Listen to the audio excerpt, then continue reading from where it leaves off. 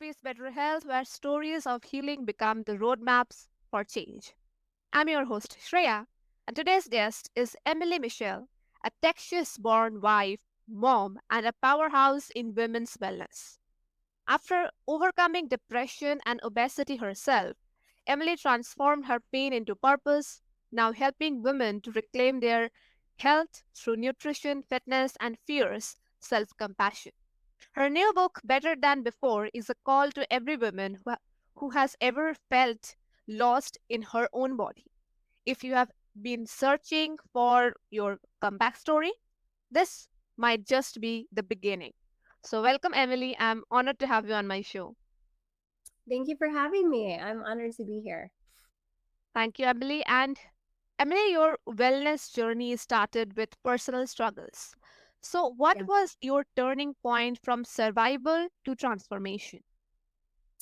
That's an excellent question. I think that I just reached the end of my rope. And you might be thinking like, well, what does that even mean? I think it's different for everybody. I think there's like just this internal knowing that I cannot go on like this anymore.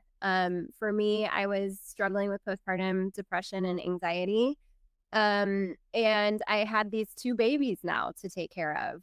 So I knew that I wanted to live a life of meaning and impact that had always been really important to me, but I was no longer in a place where that could happen anymore mentally, emotionally, and what felt like physically as well. So I think I got really curious about how can I get to a better place and who can I reach out to help and support me? Yeah. And thank you for sharing your story with us. And also, was there a moment when you realized that things had to change now? Yeah, I was feeling more negative emotions than I was feeling positive emotions. And I can remember I somebody handed me a book by Rachel Hollis back then. It was called Girl Wash Your Face.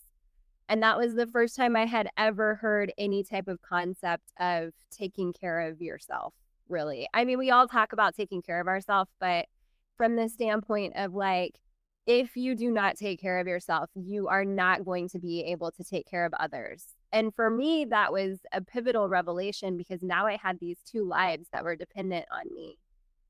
So what I might have been able to get away with before when it was just me, um, is not going to work anymore. That it because I'm shaping human beings, if you will. So it all of a sudden mattered to me that I tried to take care of myself, so that I could show up in a different way. So I told my mom, she was there after I read that book, and I was like, I am going to change my whole life. That was the moment, the internal shift. And she was like, well, what does that mean? And what are you going to do? I was like, I have no idea.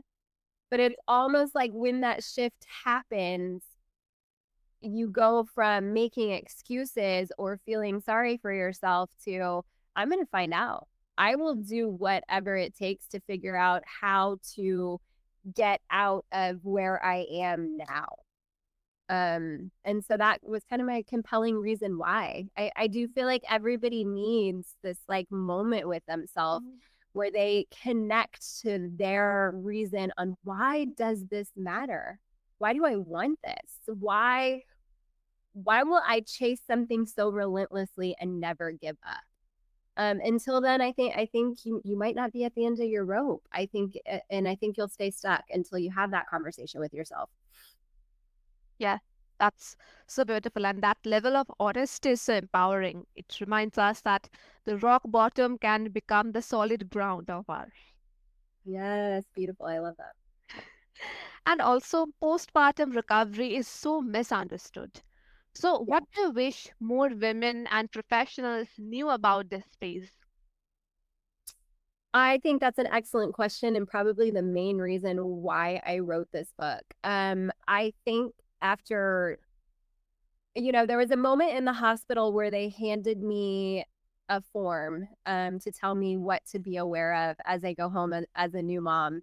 And I'll never forget one of the lines was the death rate in new moms in the first year was increasing and it was now over like 50%. And that startled me because A, I didn't know that. And B, what could we possibly be dying of? What does this mean? Do I just go home and drink more water? So that kind of that curiosity set me on the rabbit hole, if you will, of we have a lot of information about what it means to be pregnant and what that process looks like and how to take care of a baby. And there's books and books on it. And then you go to the OBGYN like on a scheduled basis and they're concerned about your health and they're concerned about the baby. But the moment that baby comes out of you, it is all about the baby, and there is not much continuing education or groups or outlets or just like a cadence in which you check in on yourself. Are you drinking water? Are you sleeping? Well, no, not really. You know what I mean? Are you going to have to like recruit help to do those things to take care of yourself? Like, are you having headaches? Is there hypertension? Are you losing hair? Is your thyroid off? All things that are very, very common after you're having a baby. But like, do you have mastitis? Do you even know what that is? Like, are you nursing anymore? Are your nipples bleeding? I'm sorry, but it's just all these things to take care of yourself that nobody's talking about. And so that is kind of the main reason I wrote this book. I think there's a huge need in our society to take care of women after having children. And not even like that's not even touching base on the mental and emotional load that it takes on you. You're literally going from one way your whole life, and then having a baby, it like biologically changes you. You're a different person. And now you've got this whole new life into the world. And that lands on each and every one of us differently, but it is such a necessity to be able to figure out how to move through that space now. Yes, yes, this is so beautiful. And you just say that so beautifully. And also, how can we better support women emotionally and physically during that time? Yeah, that's also a great question. I think that how can we better support women emotionally and physically? Well, I think, there's going to need to be some help, whether that comes from the other parent or you have the financial means to be able to recruit that help. And what do I mean by that? Like, okay, so for example, if you're going back to work, that's kind of evident, right? That somebody's going to be able to take care of your child now, and then you're getting some space to yourself. But I've found oftentimes if you're not going back to work, it's 24/7 on the mom. Um, so I think being able to create some space for yourself that is independent, and like in the beginning, early on, I was just trying for 2 hours a day by myself. Because I stayed at home in the beginning. Which is actually, if you think about it, makes you feel really guilty when you have this new baby because it's like all about the baby, but it's not a lot of time a day to ask for compared to what you're used to too, to be able to have something for yourself to take care of yourself, you know?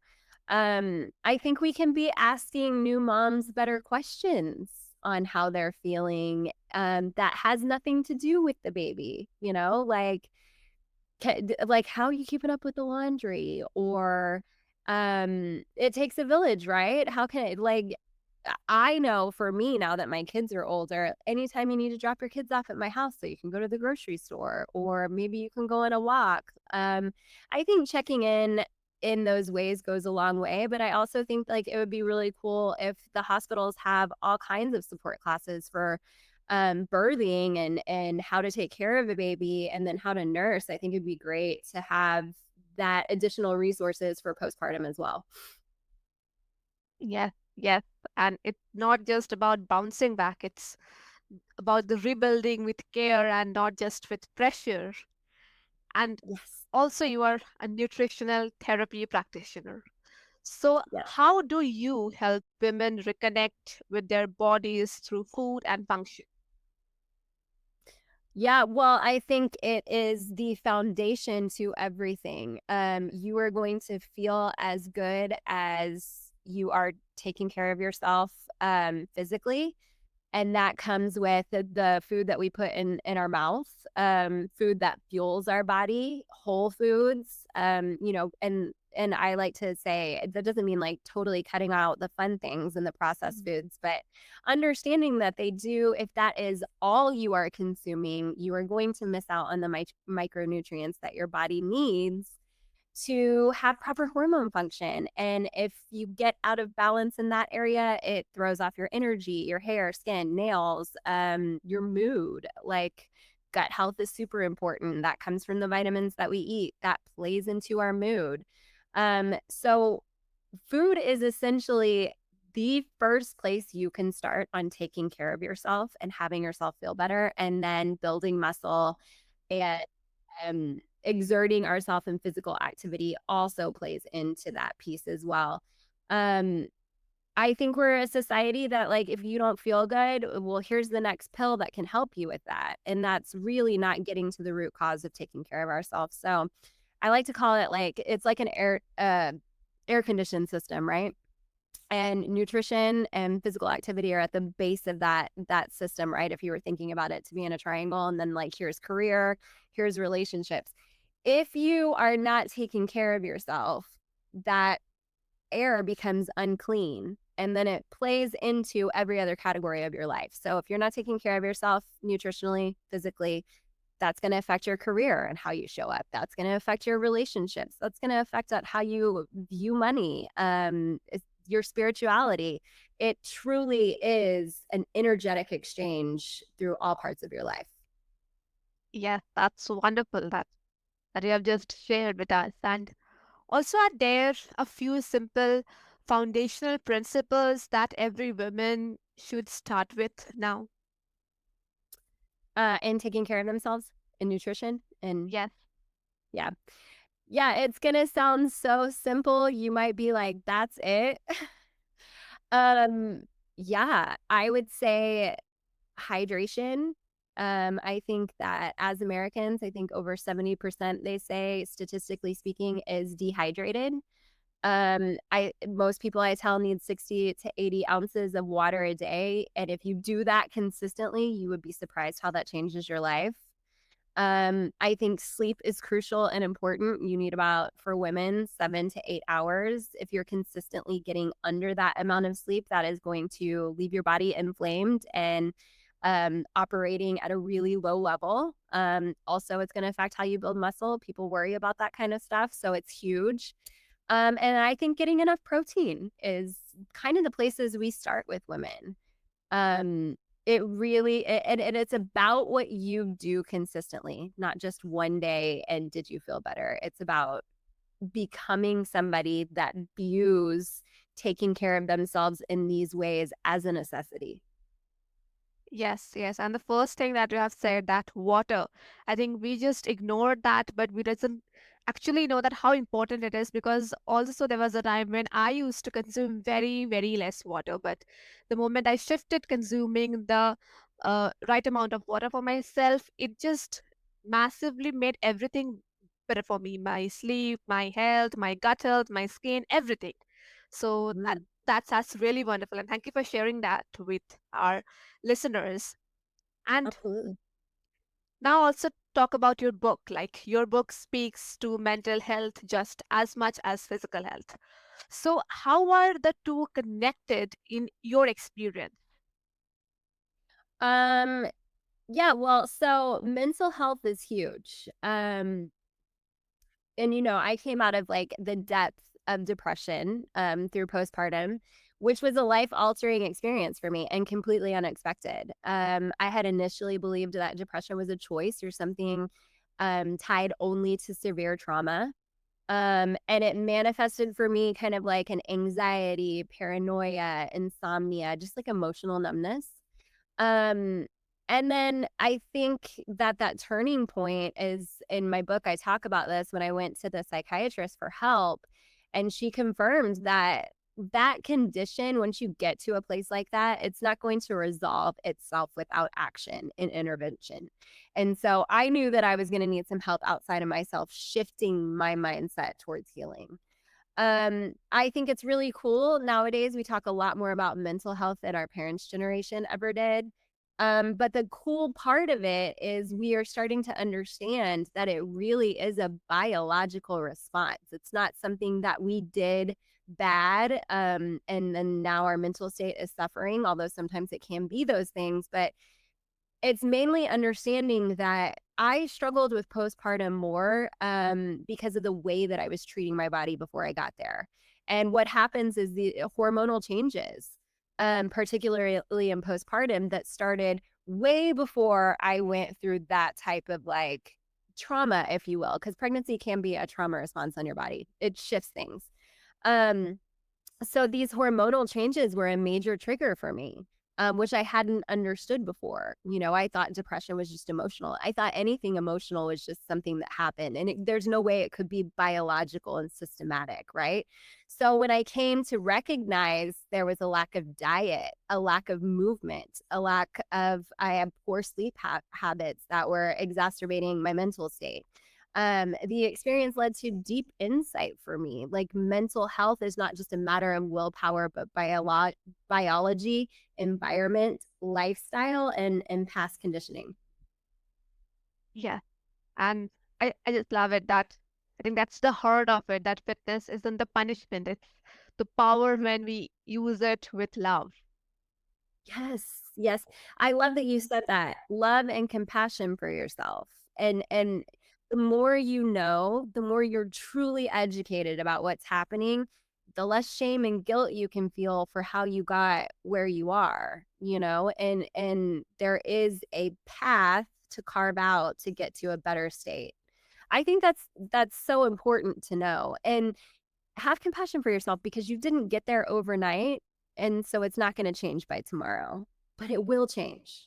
Yes. Yes. And also, what role did movement play in healing your mind? Oh gosh, movement continues to play a huge role in healing my mind. I knew that that was the only way that I was going to be able to produce that natural high, they call it, or positive endorphins.